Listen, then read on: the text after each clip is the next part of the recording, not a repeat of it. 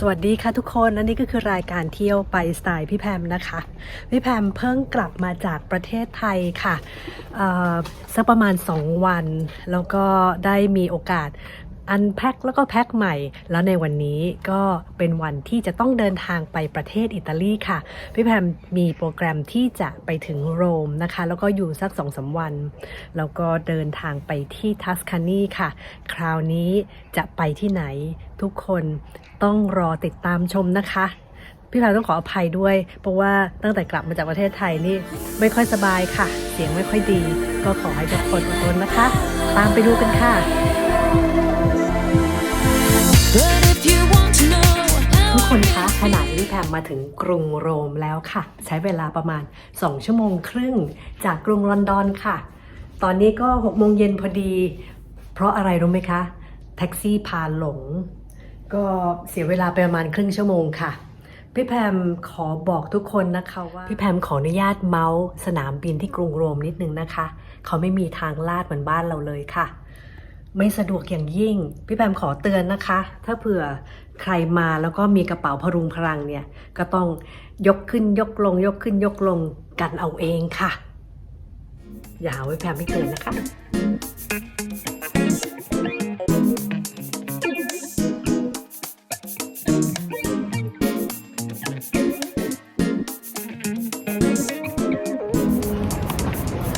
คนคะตอนนี้พี่แพมก็เพิ่งเดินออกจากอพาร์ตเมนต์นะคะแล้วก็กำลังมุ่งหน้าไปที่วาติกันค่ะวันนี้ขออนุญาต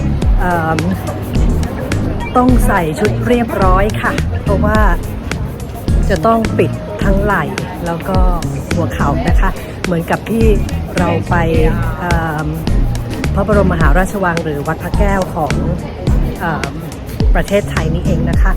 เราก็ต้องให้ความเคารพกับทุกศาสนาค่ะแล้วก็ทุกศาสนาก็จะมี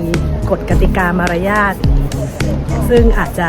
คล้ายกันนะคะเพราะนั้นเนี่ยเวลาเราก่อนที่จะเดินทางก็ต้องเตรียมตัวให้พร้อมค่ะพี่แพมจะไปที่เซนต์ปีเตอร์สบาซิลิกานะคะซึ่งมีองค์พระสันตะปาปา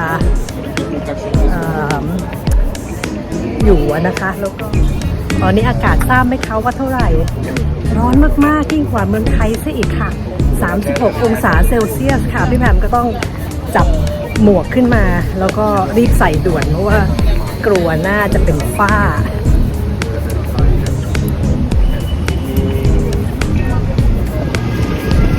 แล้วพี่แพมก็มาถึงแม่น้ำไทเบอร์แล้วนะคะ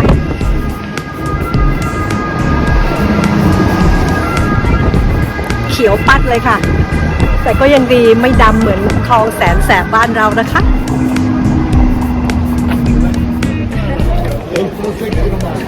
ขณะนี้พี่แพมถึงวาติกันแล้วค่ะ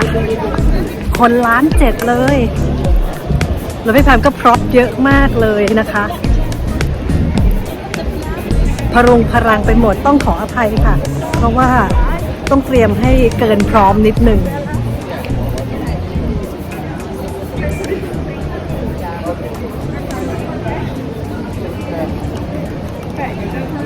ร้อนสุดชีวิตค่ะทุกคนเวลามาเนี่ยนะคะต้องเตรียมให้เกินพร้อมก็คือว่าน้ำนี่ขาดไม่ได้ค่ะแล้วก็หมวกพัดร่มเตรียมให้หมดค่ะสวยงามมากค่ะ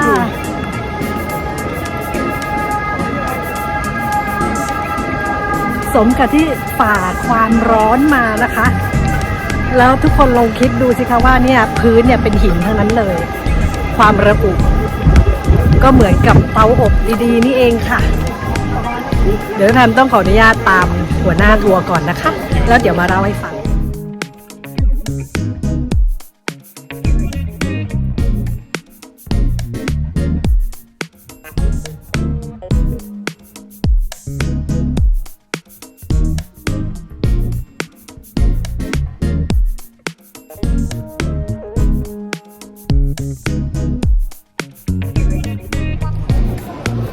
ตอนนี้พี่แพมก็เข้ามาถึงด้านในแล้วนะคะ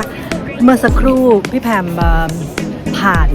security check นะคะซึ่งเหมือนกับที่สนามบินยังไงอย่างนั้นเลยค่ะทุกคนก็ต้องเอา พวก accessories ทั้งหลายไม่ว่าจะเป็นเครื่องประดับหรือว่าไม่ว่าจะเป็นของมีคมใดๆออกมาทั้งหมดนะคะแล้วเขาก็มีเจ้าหน้าที่คอยตรวจนะคะทุกจุดเลยค่ะและสำหรับในวันนี้ก็เป็นวันอาทิตย์ซึ่งคนเยอะมากแล้วก็คิวยาวมากแต่พี่แพมก็สามารถเข้ามาได้ภายในเวลาสักประมาณ20นาทีเท่านั้นเองนะคะเพราะว่าได้จองทัวร์แบบว่า fast track มานะคะแล้วก็เข้ามาถึงด้านในแล้วรู้สึกร่มเย็นมากค่ะและอีกเรื่องหนึ่งที่พี่แพมอยากจะเตือนทุกคนนะคะก่อนที่จะมาต้องลองอ่านดูเกี่ยวกับเรื่อง dress code นิดนึงนะคะเพราะว่าก็จะต้องปิดหัวเข่าปิดไหล่นะคะแล้วก็เขาจะมีจุดที่เจ้าหน้าที่เนี่ยแจกเป็นผ้าบางๆซึ่งเหมือนกับที่บ้านเราที่มีจุดให้เช่าสโรงอะไรอย่างเงี้ยค่ะอันนี้เขาก็จะมีเช่นกันแต่ว่าเป็นผ้าบางๆที่พี่แพมให้ดูนะคะตรงนี้เพื่อปิดไหล่แล้วก็ปิดหัวเข่านะคะเพื่อความสุภาพเพราะว่าที่นี่เป็นวาติกันนะคะซึ่งเป็นพื้นที่ที่เคร่งครัดโดยเฉพาะในเรื่องของศาสนาค่ะไม่ว่าจะเป็นทุกชาติทุกภาษาถ้าเข้ามาแล้วต้องปฏิบัติตนเหมือนกับทุกคนค่ะที่เข้ามาในนี้ทุกคนต้องมีความเคารพในสถานที่นะคะ